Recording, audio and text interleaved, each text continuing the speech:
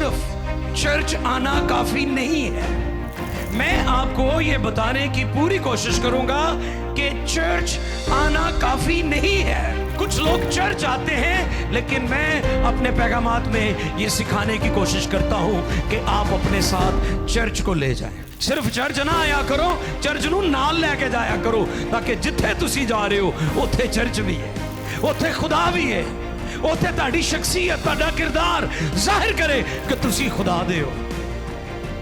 लोकी सिर्फ चर्च आंदे ने अतवार नूं। आज का टॉपिक बड़ा खास है। यूं तो हर बात बड़ी खास है खुदा के कलाम में से। ये लफ्ज़ मैंने ख़ास इसलिए बोला कि आज के पैगाम का ताल्लुक जो है वो फैमिली से है, ख़ानदान से है। फैमिली खुदा का प्लान, खुदा का मंसूबा है, और इब्लीस ख़ानदानों का मुखालिफ है, दुश्मन है। आज का मौजू जिस पर हम पैगाम सुनने वाले हैं, नोट फरमा लें, बिगड़ी हुई दुनिया और ख़ानदानी इबादत की अहमियत। इस बिगड़ी हुई ख़राब दुनिया से बचने के लिए बहुत ज़रूरी है कि फैमिली डिवोशन को तरजीह दी जाए। बेशुमार लोग शख्सी इबादत करते हैं, पर्सनल डिवोशन। बहुत सारे लोग इतवार को आते हैं, संडे सर्विस करते हैं, लेकिन फैमिली डिवोशन नहीं करते, खानदान में दुआ नहीं करते।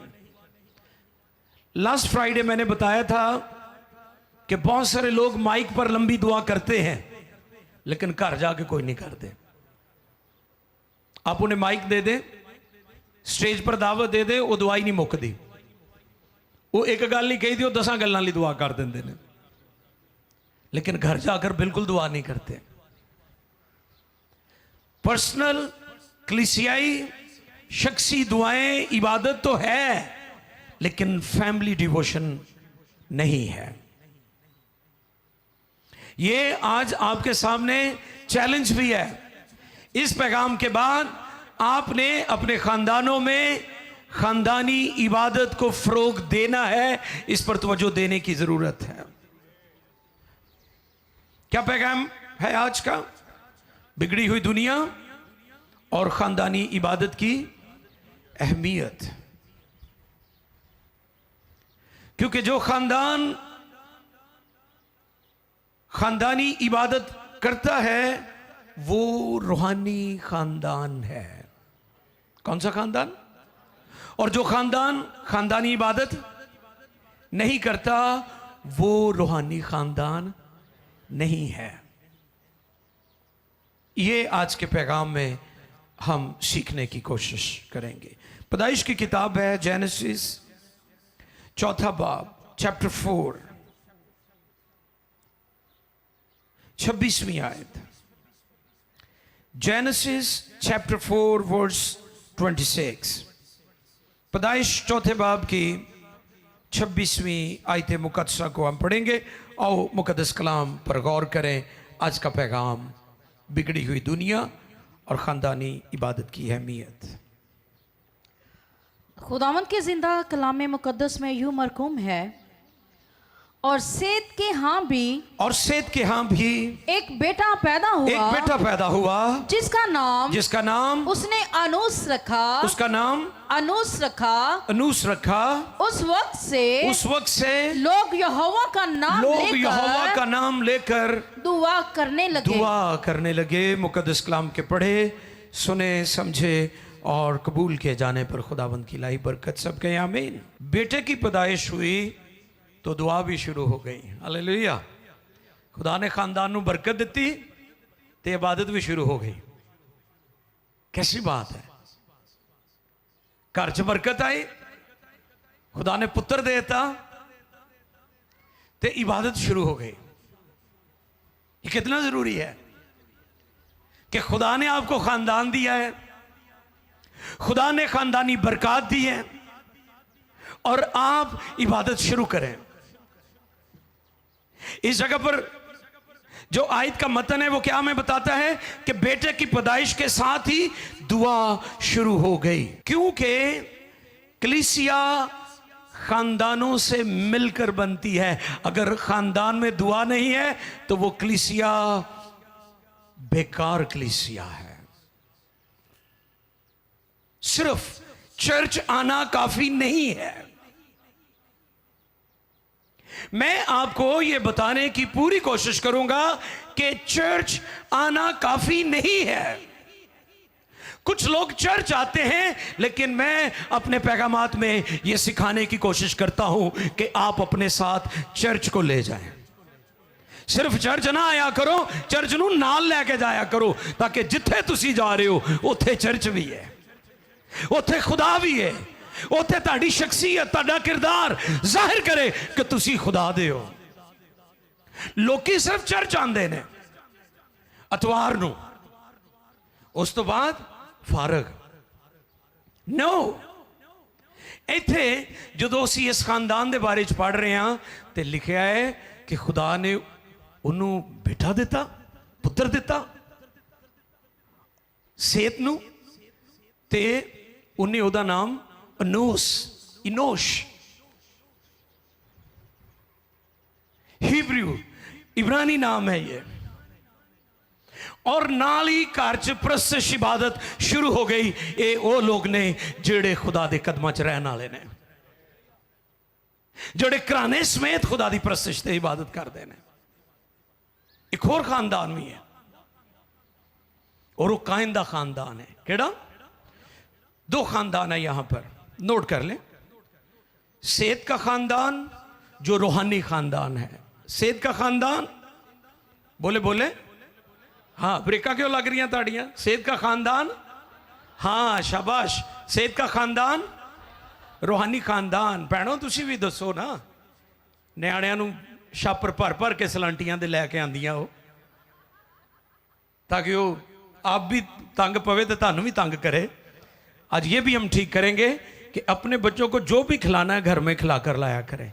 इबादत की इज्जत करना उन्हें सिखाएं कि इबादत कोई पिकनिक की जगह नहीं है। इबादत पिकनिक की जगह,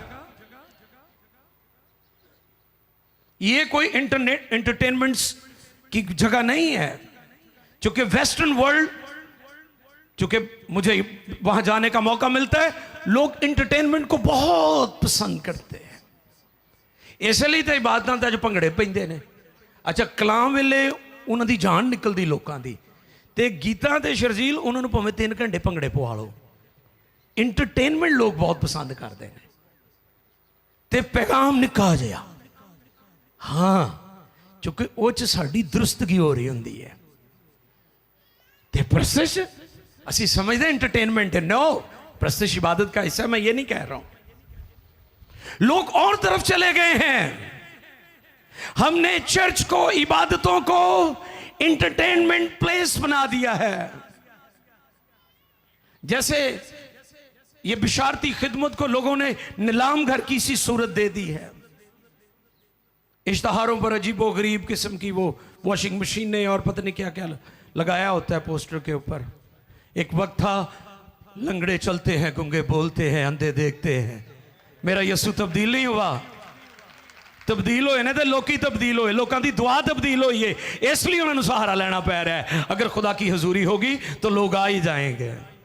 तो जो लोगों की मदद करनी है तो कितने खुफिया करो, क्रुसना ज ना करो, करो मदद लोगों की, ये जरूरी है, लेकिन और तरीके से की जा सकती है।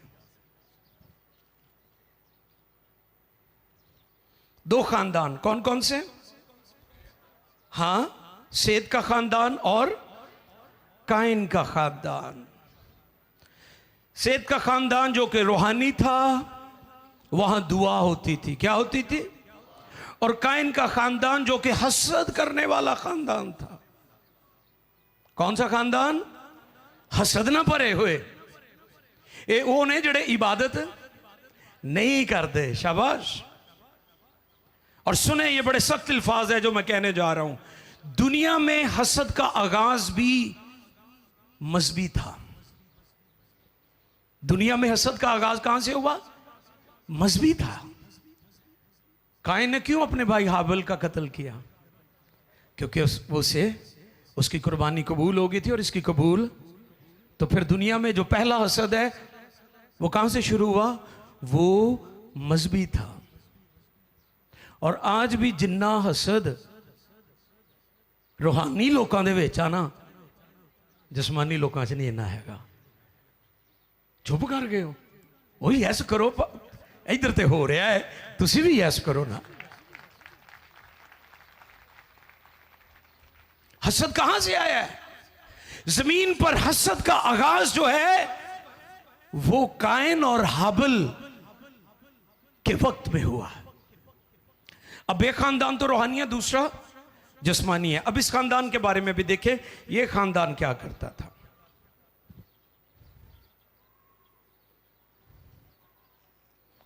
लेकिन उससे पहले हम इस पॉइंट को थोड़ा सा और एलैबोरेट मैं करना चाहता हूं। हसद, यह मसला सिर्फ काइन और हाबिल का नहीं था। यह मसला यीशु मसीह के टाइम में फकीयों और फरीसियों का भी था। किनका? तो मैं फिर दोहरा देता हूं कि जितना हसद रूहानी लोगों में होता है, जितनी जेलसी रूहानी लोगों में होती है, जो ये कहते हैं कि हम रूहानी हैं, हम खुदा के हैं, हम इबादत और प्रस्तुत करने वाले हैं, हम खिदमत करने वाले लोग हैं, सबसे ज्यादा हसद इनमें पाया जाता है।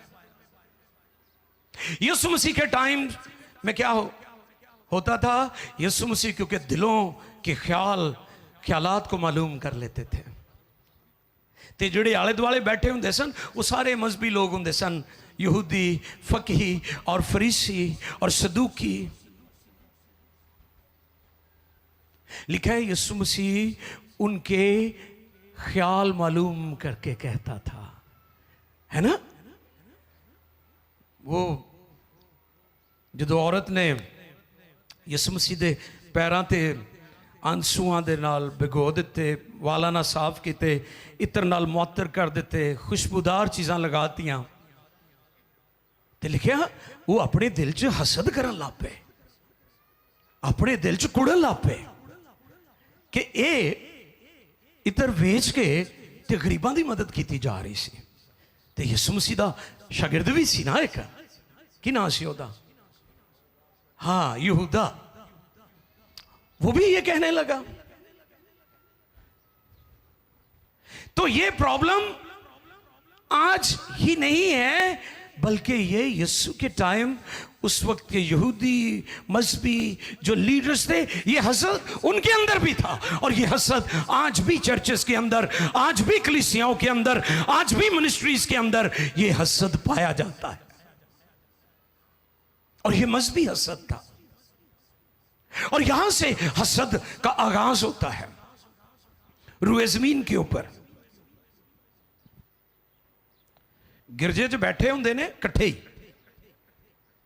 ते दिल च दूजे लिए भांबड़ बलंदे होंदे ने, ते गीत गा रहे होंदे ने, दुआरबानी पढ़ रहे होंदे ने कि जिस तरह तू साडे कसूर माफ कीते ने, असीं भी दूसरियां दे करने आ। ते अफसोस कि असी ओदी हजूरी च बह के भी दूसरियां दे बारे च हसद करने आ। कैंसल करो इस चीज को अपनी जिंदगी से। यह बहुत बड़ा प्रॉब्लम था। एक वो खानदान है जो रूहानी है और दूसरा खानदान जिस्मानी है, हसद करने वाला है। देखिए जरा 16वीं आयत, चौथे बाब की 16वीं आयत।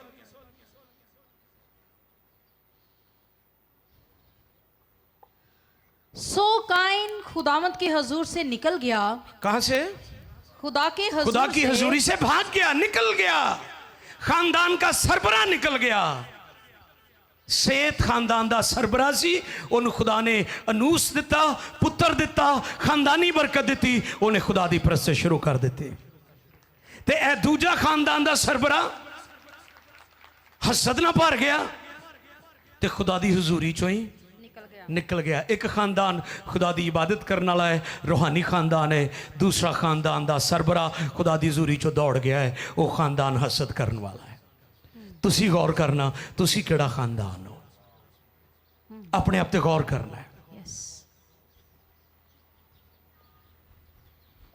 अच्छा, यह जड़ा हसद करने वाला खानदान है, इन्होंने म्यूजिक के इंस्ट्रूमेंट भी ईजाद किए थे। रोमियो भाई शिवजी, ओ यस, ये काइन की नस्ल से थे। इन्होंने इंस्ट्रूमेंट ईजाद किए, बड़े टेक्निकल थे ये, लेकिन हसद वाले केड़े, कई टेक्निकल होंगे लेकिन हसद बहुत होंगे, बड़े इंटैलीजेंट होंगे ने, लेकिन हसद कुट कुट के भरिया होंगे है। नफरत, नेगेटिविटी, मनफी रवैया, गुफ्तगू निकम्मी, लोगों की बुराइयां, ऐब जोइयां, गॉसिपिंग, उन्होंने अंदर कुट कुट के भरी होंगी है। थे टेक्निकल। अच्छा, सिर्फ इन्होंने साज ही नहीं बनाए, जरा पढ़े जी 22 और 23।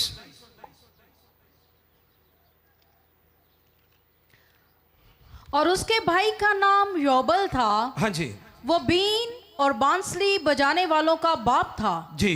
और सैला के भी तो बलकान पैदा हुआ, जो पीतल और लोहे के सब तेज हथियारों का बनाने वाला था। और नाइमा तो बलकान की बहन थी। बहुत शुक्रिया जी। सिर्फ इन्होंने साज ही नहीं बनाए। अच्छा, दुनिया में कई लोग समझते हैं कि मौसीकी शायद हमने मसीहों को सिखाई है। भाई, मौसीकी बाइबल मुकद्दस दुनिया की सबसे कदीम किताब है। मौसीकी को जो ईजाद किया है वो बाइबल की हिस्ट्री में हमारे पास मौजूद है। मौसीकी के साज जो है ये दूसरी कौमों से नहीं हम तक पहुंचे, ये हमारी मेरास है, ये हमारी मेरास है, इनहेरिटेंस है हमारी। इन्होंने सिर्फ इंस्ट्रूमेंट नहीं बनाए, इन्होंने हथियार भी बनाए। जंगो जदल भी शुरू की थी इस खानदान ने। खुदा दी हजूरी चो भजन वाले लोग जंगो जदल करते ने, अमन पसंद कदी नहीं हो सकते।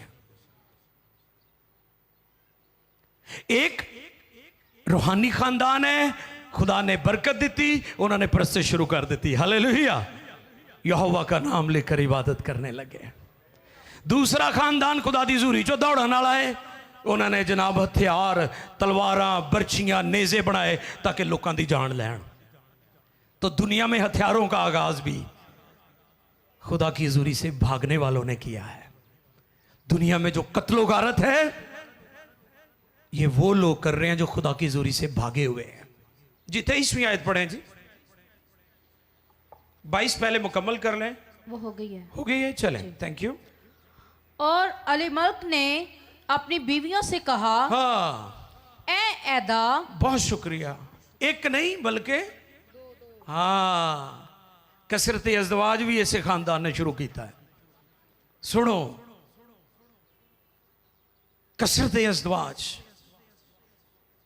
खुदा का प्लान एक था, लेकिन कसरत अज़दवाज कब शुरू हुआ? जब काइन खुदा की हुजूरी से, सुन रहे हैं मेरी बात? खुदा का ओरिजिनली प्लान ऐसा नहीं था। यह भी इस खानदान ने किया था। 3 काम इन्होंने किए, साज बनाए, इंस्ट्रूमेंट, हथियार बनाए और कसरते अज़दवाज। यह भी इसी फैमिली से शुरू हुआ जो कि एक जिस्मानी फैमिली थी।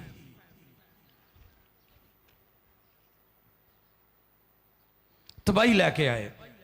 खुदा दी हजूरी चो भजन वाले की लैके आंदे ने? बोलो बोलो। जो खुदा की हजूरी से भाग जाता है, जो फरार हो जाता है, जो खुदा का बागी होता है, वो दुनिया में तबाही लेकर आता है। यही काम यूना के साथ हुआ। यूना किसका बागी था? हाँ जी। और मैं कभी कभी गौर करता हूं, सियासी दुनिया में आपने देखा होगा कि अगर किसी मुल्क का कोई बागी है,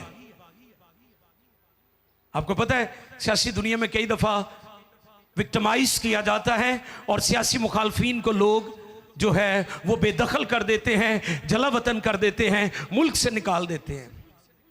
ऐसा आपने देखा होगा। लेकिन जब कोई सियासी मुखालिफ को कोई विक्टिमाइज करता है, वो मुल्क छोड़कर किसी दूसरे मुल्क में जाकर पनाह ले लेता है। उसे लोग सियासी पनाह भी कहते हैं। सुनिए, दुनिया और हुकूमतों के बागियों को दुनिया और हुकूमतें सियासी पनाह दे सकती हैं, लेकिन खुदा के बागी को कोई दुनिया छिपा नहीं सकती। वो दाऊद हो, वो यूना हो। दाऊद क्या कहता है ज़बूर में? खुदाया तेरी रूह तो भला मैं, ते फिर जिक्र करता है कि जो मैं पर लगा के उथे भी तू है। हालेलुया। ये हमारा खुदा जो हम आजा हम वक्त है, ओमनी प्रेजेंट, सारी जगहों पर आप जहां भी चले जाएं हमारा खुदा कादरे मुतलिक है और वो वहां पर है। दुनिया हुकूमतें दूसरी हुकूमतों के बागियों को पनाह दे सकती हैं, खुदा के बागी को कोई पनाह नहीं दे सकता।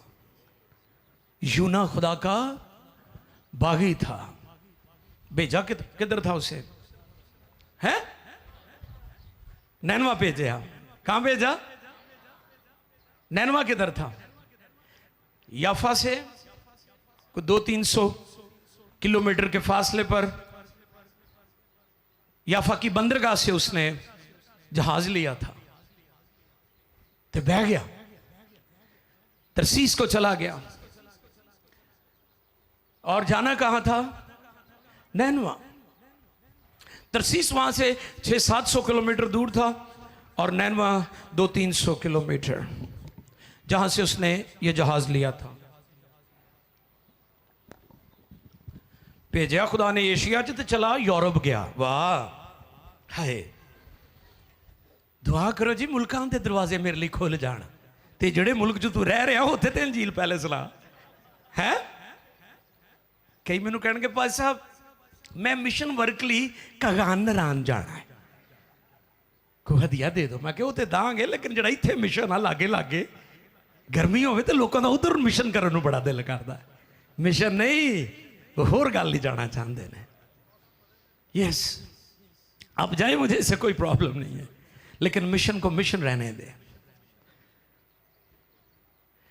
भेजा किथे? नैनवा। किधर नु निकल गया? तरसीस, यूरोप की चमक की तरफ जा रहा है वो। तो मैं फिर दोहरा देता हूं, खुदा की जुरी से भागने वाले खानदान दुनिया में तबाही लाते हैं। काइन के खानदान की तरह हथियार बनाए, हसद किया, भाई का कत्ल किया, कत्लो गारत शुरू हो गई, हसद शुरू हो गया, बगावत शुरू हो गई, और आज वो हसद पूरी दुनिया में है और उसकी वजह से पत्नी कितनी जानें चली जाती हैं। ये वो लोग हैं जो खुदा की जुरी से भागे हुए हैं। यूना खुदा की जुरी से भागा, नतीजा तूफान, बर्बादी, तबाही। उस जहाज में जितना अनाज था वो भी सुटना पाया उन्होंने। रोटी की बरकत भी करो चली जाती है अगर तुसी अपने घर च इबादत नहीं करोगे। अगर तुसी यूना की तरह खुदा दे बागी होवोगे तो तुहाडे घरों अनाज और बाकी बरकत चलियां जाणगियां, लेकिन सेहत अर्गे खानदान बनो जिन्नू खुदा ने पुत्र दिता और उस घर च इबादत ते शुक्रगुजारी शुरू हो गई। इसलिए मैंने आज का टॉपिक आपके सामने रखा है, बिगड़ी हुई दुनिया और ख़ानदानी इबादत की अहमियत। कितना ज़रूरी है कि आप अपने घरों में भी इबादत करें। मैंने लोगों को देखा है, खादमों को भी देखा है, बार बहुत बात कराते, अपने घर कोई नहीं करते। अपने घर में भी इबादत किया करें। बीवी, बच्चे, ख़ानदान, घराना, भैन भरा, माँ बाप सारे मिल के इबादत करया करो। काइन ने नस्लों को दिता की? दसो मैनू की दिता? उन्हें हसद दिता। काइन ने खुदा दी हज़ूरी चो दौड़ के नफरत करके की दिता? उन्हें अपनी फैमिली नू, उन्हें अपने बच्चों नू लानत दिती, हसद दिता, नफरत दिती, कत्लो गारत दिती। ते अगर तुसी खुदा दे कदमां च रहोगे तो सेहत की तरह इबादत करते रहोगे, तुसी ते तुहाडा खानदान और तुहाडे बच्चे बाबरकत होंगे। अच्छा, एक पिछले दिन भी मैं दसिया सी, वो जो किसी की मंगनी हो जाए ना तो माँ प्यो कहते हुण मैं तेनू मंग दिता है तो हुण ध्यान नाल काम करया कर, तो जे उहदा विआह हो जाए फिर कहदा पुत हुण तू कल्ला नहीं, हुण तुसीं दोनों है तो जरा जिम्मेदारी ना चल। तो जे उन्होंने खुदा को धी पुत्र दे दे फिर कहने कि तू पुत्र हुण कल्ले नहीं गए, तुसी दोनों हुण खुदा ने तुहानूं औलाद भी दी है। यानी अगर आप जैसे जैसे ख़ानदानी तौर पर बढ़ रहे हैं, आपकी जिम्मेदारियां भी बढ़ती जाती हैं। ऐसे ना लिया करे फैमिली को। फैमिली में जैसे जैसे मावा नूं बड़ा शौक होता मेरे मुंडे का ब्याह जल्दी जल्दी हो जाए। आप ठीक है करें, लेकिन सबसे पहले उसे जिम्मेदारी सिखाएं। इस पर मैंने एक ख्याल जो मेरे दिल में था, मैंने बताया था कि आप अपने बच्चों को जिम्मेदारी देना सिखाएं, उन्हें पैम्पर्ड ना रखें। ठीक है, 7 साल तक कुछ ना कहें, उनके सामने आप प्रैक्टिकल लाइफ रखें, खुद करें। इस पर मैंने बताया था कि बच्चा दूध, छोटा बच्चा होता है, दूध पीता है, लेकिन आपके हाथ में रोटी है, वो ऐसे ऐसे पकड़ पकड़ कर, हालांकि आपने उसे सिखाया ना कि तू रोटी खा, वो करना चाहता है जो आप कर रहे हैं। अपने बच्चों को जिम्मेदारी दिया करें। फिर 14 साल के बाद, 7 से 14 के दरमियान उसकी शख्सियत को निखारने का टाइम होता है। वहां पर अगर छड़ी भी इस्तेमाल करनी पड़ती है तो जरूर करें। 7 से 14 के दरमियान मेडिकल सेइंग जो है, मेडिकल साइंस जो कहती है कि उसकी जो ग्रूमिंग है वो 7 से 14 ईयर्स के दरमियान होता है। जो भी आपने करना है उसको, उन्होंने तुसी सोना बनाना है या उन्होंने तुसी पत्थर या लोहा बनाना है या बेकार शख्स बनाना है। फिर आप रोते रहते हैं कि जी वो जी ठीक नहीं होता, बड़ा नलायक है। भाई आपने अपनी जिम्मेदारी पूरी नहीं की। आपको पता है नूह भी जो है वो सेत के घराने से था। किस घराने से था? इसी इबादत करने वाली फैमिली से था। इसलिए तूफान नूह के वक्त कश्ती से निकलने के बाद उसने भी खुदावंद के लिए मज़बा बनाया और खुदावंद की इबादत की। इबादत करने वाले रूहानी ख़ानदान हमेशा रूहानी होते हैं, इबादत करते हैं। और खुदा की हुजूरी से भागने वाले हसद करते हैं, नफरत करते हैं, दुनिया में तबाही का बाइस बनते हैं, कत्लो गारत का बाइस बनते हैं, आवारा औलाद हो जाती है। मैं इन दिनों चर्च के लिए विजिट कर रहा हूं, PMI चर्च, उधर जो हमारी ओल्ड बिल्डिंग थी उसको डिमोलिश करके, बेशक वो छोटा है लेकिन खुदा हम बड़ी भी जगह में देगा, एक वक्त आएगा।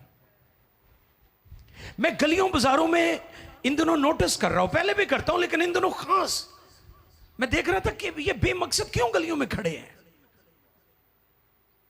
आप क्यों अपने बच्चों को मेहनत नहीं सिखाते कि अगर उसने कोई डे ड्यूटी की है घर में रेस्ट करे, फिर दोबारा कोई और पार्ट टाइम जॉब करे। ये तो नहीं भी दिहाड़ी लग गई है, ये हुण आ गए ने ते ये मुकणगे ते आपां अगले बाद काम फेल लभना है। इन्ना आराम तुहानू पसंद है? आप दुनिया को देखें, जो सुपर पावर्स हैं, जो दुनिया के तरक्की याफ्ता ममालिक हैं, वो सुबह 4 बजे उनके दिन का आगाज होता है।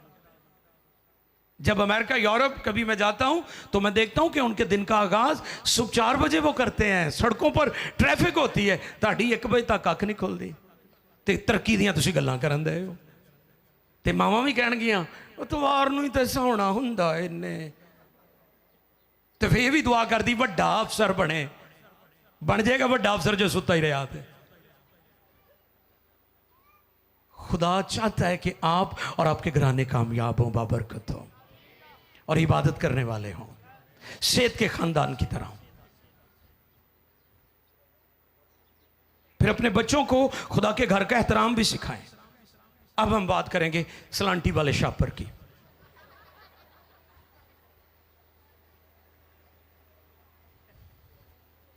केड़ी आपा नूं कमाए थे, लगा लो शापर अपना। मैं ये इसलिए कह रहा हूं कि बच्चों को इबादत में ये चीज़ें ना दिया करें, वो इबादत में कभी संजीदा नहीं होंगे। क्यों आपके बच्चों को बैठना नहीं आता चर्च में? क्यों वो तंग करते हैं? क्योंकि आप उन्हें ये चीज़ें लेकर देते हैं और वो क्या करते हैं, पूरी इबादत में वो चीज़ें खाते रहते हैं। मैं बच्चों के ये नहीं कहता हूं कि बच्चों से नफरत की जाए, नो। इबादत में बच्चों को बैठने का डिसिप्लिन सिखाना ये आपकी जिम्मेदारी है। उन्हें पता ही नहीं है इबादत में बैठना कैसे। टीचर का तुसीं उहदे दिल च इन्ना डर पाया हुआ है, पाया कि नहीं? ट्यूशन वाले का बच्चे जिन्हें ट्यूशन वाले सर को डरते, किसी को नहीं डरते। स्कूल के प्रिंसिपल का आपने उसके दिल में डाला हुआ है, लेकिन खुदा का कोई डर नहीं आपने डाला उसके दिल में। वो अपने टीचर का, अपनी प्रिंसिपल का इतना उसके अंदर खौफ है, लेकिन वो खुदा जो मोस्ट हाई गॉड है, इबादत और प्रस्तिश और जलाल के लायक है, उसकी कोई इज्जत नहीं है कि उसके घर में आकर भी आपके बच्चे गैर संजीदा हैं। तो आप काइन का खानदान ना बने, आप सेत का खानदान बने। इस बिगड़ी हुई दुनिया में हमें सेत के खानदान जैसे लोगों की जरूरत है। फिर आपके बच्चे गली मोहल्लों में आवारा नहीं फिरेंगे, उनकी बामकसद जिंदगी होगी। वो पढ़े लिखेंगे भी, वो कामयाब भी होंगे, वो मेहनती भी होंगे, वो मुल्क के लिए, कौम के लिए तरक्की का बाइस होंगे, हुकूमत में होंगे, अदारों में होंगे, ऑफिसर्स होंगे, बिजनेसमैन होंगे। हमारी बेटियां, हमारे बेटे, फिर एक और माजरत के साथ हम अपनी बेटियों पर बहुत जोर देते हैं, लड़कों को हम खराब कर रहे हैं, और उसका नतीजा क्या है? फिर हमें रिश्ते नहीं अच्छे मिलते। बेटियां बेचारी पढ़ लिख जाती हैं। मैंने मेजोरिटी देखी है कि हमारे बच्चे, ये नहीं कि सब ऐसे हैं, लेकिन ज्यादातर मैंने देखा है कि हमारे बच्चे तालीम में पीछे रह गए हैं। जो मदर्स हैं, जो माँ बाप है, सिर्फ बेटी की तरफ नहीं बल्कि अपने बच्चों का भी ख्याल रखें। फिर तुसी कहते हो जी रिश्ता सी वो नर्स होने चाहिए, डॉक्टर होने चाहिए, तो फिर अपने मुंडे भी पढ़ाते तुसी। अपना किसी काम का नहीं, तो बाद में असी बड़े बड़े रिश्ते लभते फिरते हैं। हमें अपने बच्चों पर भी तवज्जो देनी होगी, ताकि फिर हमारे बच्चे भी जब पढ़े लिखेंगे, कामयाब होंगे, तो फिर बैलेंस मैरिजेस होंगी। सेत के खानदान से सीखो कि उन्होंने यहोवा का नाम लेकर इबादत शुरू की।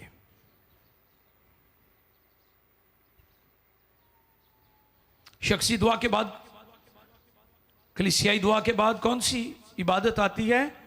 खानदानी इबादत। कौन सी इबादत? और इब्लीस तानू ये नहीं करन देगा। वाह, तुसी कहोगे क्यों?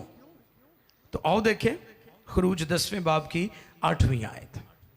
खरूज 10वें बाब की 8वीं आयत, 8वीं से 11वीं आयत तक पढ़िएगा जी। मुकद्दस कलाम में से खरूज 10वां बाब 8वीं आयत से लेकर 11वीं आयत तक। तब मूसा और हारून फिरौन के पास फिर बुला लिए गए जी, और उसने उनको कहा, हाँ जी, फिरौन क्या कहने लगा जी? कि जाओ और खुदावंद अपने खुदा की इबादत करो। खुदावंद अपने खुदा की इबादत करो। रुक जाए, मना नहीं किया। फिरौन भी इबादत तो मना नहीं करता, सुन लो। ते इबलीस भी इबादत तो मना, उदा हरबा वेखो की है, सुनोगे जी। तब मूसा और हारून फिरौन के पास फिर बुला लिए गए जी, और उसने उनको कहा कि जाओ और खुदावंद अपने खुदा की इबादत करो। पर वो कौन कौन है जो जाएंगे? हाँ, सवाल रख दिया कि इबादत करन कौन कौन जाएगा। आगे मूसा ने कहा कि हम अपने जवानों यानी मर्द भी जाएंगे, ठीक है, बूढ़ों और बुजुर्ग भी जाएंगे, और अपने बेटों, और जवान हमारे बच्चे जो हैं वो भी जाएंगे, और बेटियों हमारी बच्चियां भी, भेड़ बकरियों, यहाँ तक के जानवर भी इबादत के लिए जाएंगे, और अपने गाय बैलों समेत जाएंगे कि हमको अपने खुदा की ईद करनी है। अपने खुदा की ईद फसह की बात हो रही थी जी। तब उसने उनको कहा कि खुदावंद ही तुम्हारे साथ रहे। हाँ, दुआ भी दे दे फिरौन, खुदावंद ही तुम्हारे साथ रहे। मैं तो जरूर ही तुमको बच्चों समेत जाने दूंगा। खबरदार हो जाओ, इसमें तुम्हारी खराबी है। नाली स्वीट पॉइजन भी छाड़ता है। ऐ ਤੁਹਾਡੇ ਲਈ ठीक नहीं, कई मशवरा ਦਿੰਦੇ ਨੇ ਤੁਹਾਨੂੰ, ਨਾਲ ਹੀ ਵਿੱਚ ਛੁਰਲੀ ਵੀ ਛੱਡਦੇ ਨੇ ਤਾਂ ਕਿ बर्बादी होए ਤੁਹਾਡੀ। ਤੁਸੀਂ समझो मेरा हमदर्द है, आप समझते हैं मेरा सिंपथी है। ये तो बड़ी हमदर्दी मेरे साथ कर रहा है बड़ा अच्छा बंदा है, लेकिन वो जी छुरली उन्हें छड्डनी है ना, जो पटाका चलना है फैमिली की तबाही ली, वो तो खबरदार हो। आगे सुने क्या कहता है वो। नहीं, ऐसा नहीं होने पाएगा। नहीं, ऐसा नहीं होने पाएगा। सो तुम मर्द ही मर्द जाकर खुदावंद की इबादत करो। खुदावंद की क्या करो? इबादत करो। इबादत करो, क्योंकि तुम यही चाहते थे। क्योंकि तुम यही चाहते थे। और वो फिरौन के पास से निकाल दिए गए। शुक्रिया जी। मैं फिर फिक्रा दोहराता हूं, इब्लीस आपको कभी खानदानी इबादत करने, तो इसलिए खानदानी इबादत बहुत बहुत ज़रूरी है। सेत के हाँ बेटा हुआ और उसका नाम अनूस रखा, और वो यहोवा का नाम लेकर इबादत करने लगे, कराने समेत इबादत।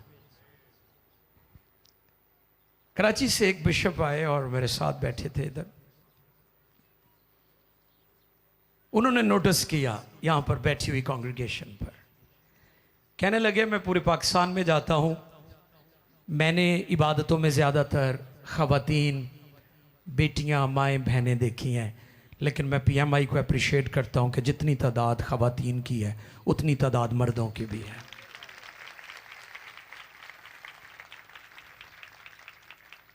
जो नाजरीन मुझे देख रहे हैं, जो सोशल मीडिया पर मुझे देख रहे हैं, बाद में भी देखेंगे, चर्चेस में लोगों को ये पैगाम दें कि वो ख़ानदान समेत चर्च आए। भाइयों, आपको भी मेरी नसीहत है कि आप अपनी फैमिली को साथ लेकर आए।